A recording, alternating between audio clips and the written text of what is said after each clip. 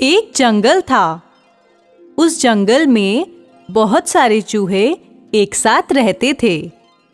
सारे चूहे एक साथ खाते थे, एक साथ खेलते थे और एक साथ ही सोते थे।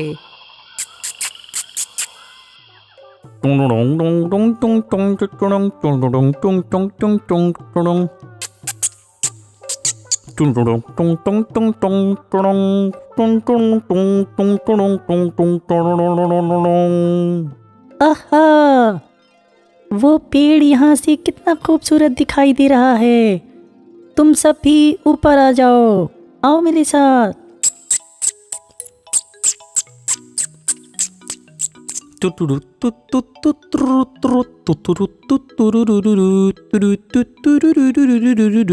अरे वो देखो, वो पेड़ यहाँ से कितना खूबसूरत दिखाई पड़ रहा है। हाँ, तुम बिल्कुल ठीक कह रहे हो।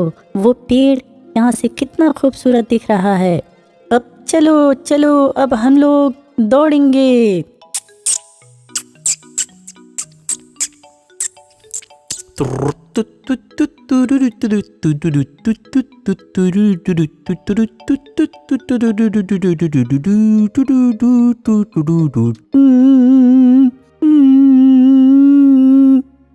अरे मिंटू, तू रो क्यों रहा है?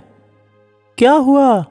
अभी मैं बाहर खेल रहा था, जब तक एक बड़ी सी बिल्ली ने मेरा पीछा किया। मैं गिर गया और जैसे तैसे करके अपनी जान बचाकर भागकर यहाँ आ रहा हूँ, वरना आज तो वो बिल्ली मुझे खा ही जाती। उसी वक्त दौड़ते हुए मुझे चोट लग गई। अरे, ये तो बहुत ही चिंता की बात है। इधर बिल्ली कहाँ से आ गई?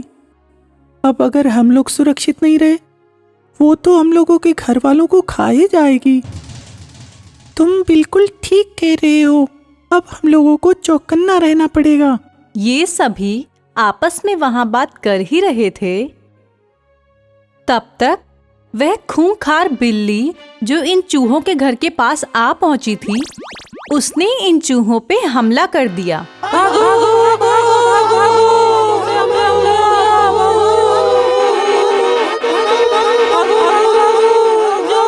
सारे चूहे तो भाग गए, लेकिन उनमें से 2 चूहों को बिल्ली पकड़ ले गई।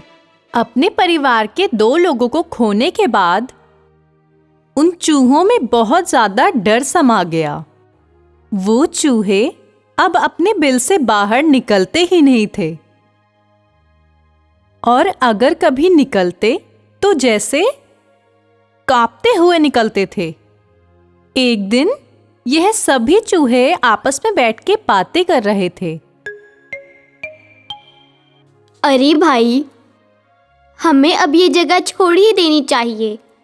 अब ये जगह हमारे रहने लायक नहीं रह गई। पहले ही उस बिल्ली ने हमारे 2 भाइयों को पकड़ लिया। अब अगर हम यहाँ से नहीं भागे तो हम अपनी जान गंवा देंगे। इतने में वहां पर बिल्ली आ गई।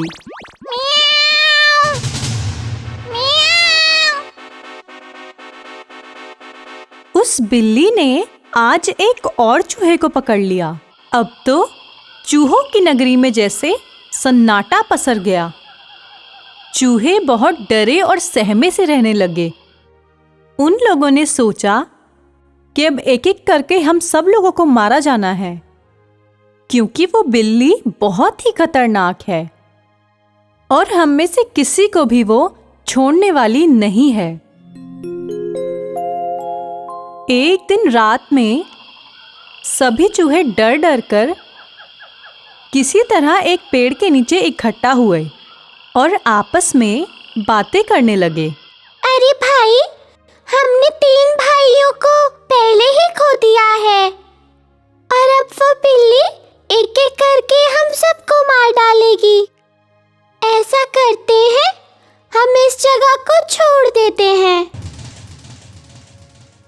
नहीं, एकता में बल होता है। मेरी समझ से हमें उस बिल्ली का मुकाबला करना चाहिए। मुझे लगता है कि अगर हम सब मिलकर लड़ेंगे तो तो उस बिल्ली को यहाँ से भाग जाना पड़ेगा। तुम बात तो बिल्कुल ठीक कह रहे हो, लेकिन जैसा कि तुम जानते हो बिल्ली के मुकाबले हम सब बहुत कमजोर हैं और बिल्ली तो हमें पकड़ते ही चट कर जाएगी। तो फिर भला हम अपनी जान को जोखिम में डालकर उस बिल्ली से क्यों लड़ें? हमें कुछ और सोचना चाहिए। इन दोनों की बातें चल ही रही थी, तब तक एक बड़े चूहे ने बोला, मेरे पास एक आइडिया है। क्यों ना वो बिल्ली जब सोती रहे तो हम उसके गले में एक घंटी बांध दें, ताकि जब वो बिल्ली चले तो उसके गले की घंटी टन टन टन बजने लगे और उसके आने से पहले दूर से ही हमें पता चल जाए कि वो बिल्ली आ रही है और हम सब अपने बिल में छुप जाएंगे। इससे हम उस बिल्ली की पकड़ से बाहर चले जाएंगे और वो बिल्ली हमें पकड़ ही नहीं पाएगी। सबको यह बात बहुत पसंद आई। सभी ने उस चूहे की तारीफ की और सभी ने प्लान बनाया कि बिल्ली जिस दिन भी सोई रहेगी, हम उस दिन चुपके से जाके उसके गले में घंटी बांध देंगे। अब बात ये आ रही थी कि ये काम करेगा कौन। तभी चिंटू चूहा बोला, मैं दौड़ने में बहुत तेज हूँ। मैं बिल्ली के गले में घंटी बांध सकता हूँ, क्योंकि मुझे विश्वास है इससे पहले कि बिल्ली जगेगी मैं वहां से भाग जाऊंगा और मैं बिल्ली के गले में घंटी जरूर बांध दूंगा। बस फिर क्या था। चिंटू चूहा एक दिन जब वो बिल्ली जंगल में सो रही थी, एक घंटी लेकर उस बिल्ली के पास पहुंच गया और उसने वो घंटी बिल्ली के गले में बांध दी। अब वो बिल्ली जब भी चूहों के बिलों की तरफ आती तो वो घंटी दूर से ही बजते हुए सुनाई पड़ती थी। सारे चूहे समझ जाते थे कि वो बिल्ली आ रही है और घंटी की आवाज सुनते ही सारे अपने बिलों में घुस जाते थे। इस तरह से उन चूहों ने सूझबूझ से अपनी जान बचा ली और बहुत दिनों तक जब उस बिल्ली को खाने को कुछ नहीं मिला तो वो बिल्ली उस जगह को छोड़कर कहीं और चली गई और चूहे फिर से मजे में रहने लगे।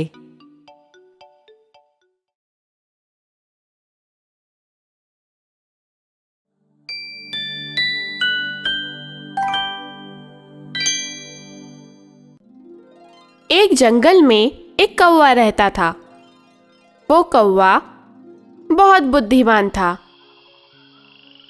वो अपनी किसी भी परेशानी को लेकर परेशान नहीं होता था, बल्कि कभी कोई समस्या होती तो उस समस्या के निदान के बारे में सोचता था।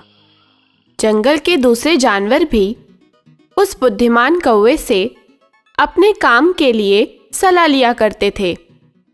पूरे जंगल में सभी जानवर और सभी पक्षी जानते थे कि कौवा बहुत समझदार है और सब कौवे की बहुत इज्जत करते थे, क्योंकि कौवा बहुत ही चालाक था।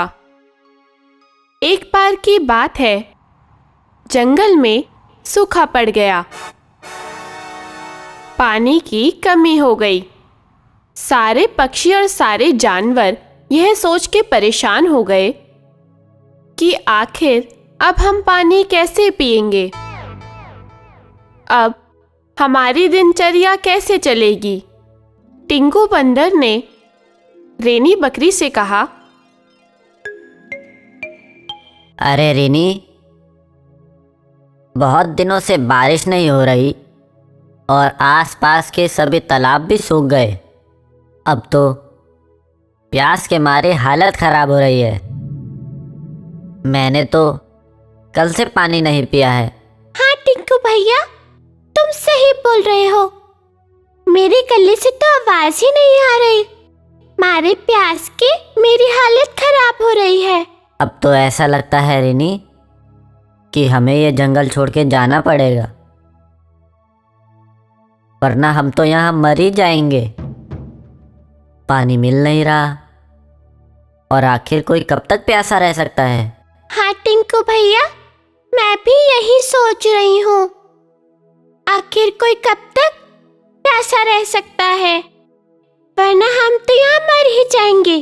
इस तरह से जंगल के सभी जानवर परेशान हो गए।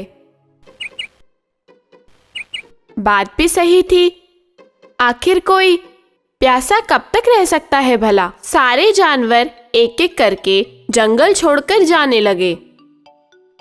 हालांकि बारिश का मौसम नजदीक था, मगर प्यासे जानवरों को भला धैर्य कहां से आता। खैर, सारे जानवर चले गए। कौवे ने अपने मन में सोचा कि कुछ दिनों की तो बात है, बारिश ने तो आ ही जाना है। इसलिए कौवे ने जंगल छोड़कर ना जाने का फैसला किया। हालांकि जो जानवर जा रहे थे उसमें से मोटू हाथी ने कौवे को समझाने की कोशिश की। अरे कौवा भाई, हम सभी इस जंगल को छोड़ के जा रहे हैं। यहाँ पानी की किल्लत हो गई है। तुम भी हमारे साथ चलो, वरना यहाँ पर प्यासे मरना पड़ेगा। मोटू भाई, मुझे विश्वास है कि बारिश का मौसम जल्दी शुरू होगा और यहाँ फिर से पानी पानी होगा। पता नहीं क्यों मेरा मन कर रहा है कि मैं अपना घर छोड़कर ना जाऊं। अरे कौवा भाई, बात मान जाओ। हम पास के एक जंगल में जा रहे हैं जहाँ एक तालाब है, वो सूखा नहीं है। तुम भी चलो, जब बारिश का मौसम आएगा तो हम सब वापस आ जाएंगे। माफ करना मोटू भाई, मैं अपना घर छोड़कर नहीं जा सकता। मैं देखता हूँ, शायद कोई ना कोई जुगाड़ लग जाए। खैर, सारे जानवर चले गए। कौवे ने 1 दिन, 2 दिन, 3 दिन तो बर्दाश्त किया, पर मारे प्यास के उसकी हालत खराब हो गई। कौवा पेड़ से दूसरे पेड़ पे गया, फिर वहां से तीसरे पेड़ पर गया, मगर उसे कहीं भी पानी ना मिला। कौवे की तो प्यास के मारे हालत खराब हो रही थी। कौवे के शरीर में अब इतनी ताकत भी नहीं रही थी कि वो उड़ सके, क्योंकि मारे प्यास के वो कमजोर हो गया था, थक गया था। कौवे की नजर अचानक एक घड़े पर पड़ी। कौवा उड़कर उस घड़े पर जा बैठा। उसने देखा कि घड़े के अंदर पानी था, मगर वो नीचे था। अब कौवा घड़े के अंदर तो जा नहीं सकता था। कौवा सोच में पड़ गया कि अब कैसे इस पानी को पिया जाए, क्योंकि अब वो चोंच मारकर घड़े को तोड़ भी नहीं सकता था।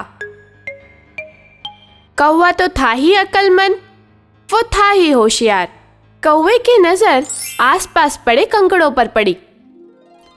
उसके मन में ये ख्याल आया, ये युक्ति आई कि अगर इन कंकड़ों को इकट्ठा कर कर घड़े में डालना शुरू करूं, तो पत्थर जैसे जैसे नीचे बैठते जाएंगे, पानी वैसे वैसे ऊपर आता जाएगा। कौवे ने वैसा ही किया और एक एक करके कंकड़ उठाकर घड़े में डालने शुरू कर दिए। थोड़ी देर में पानी ऊपर आ गया।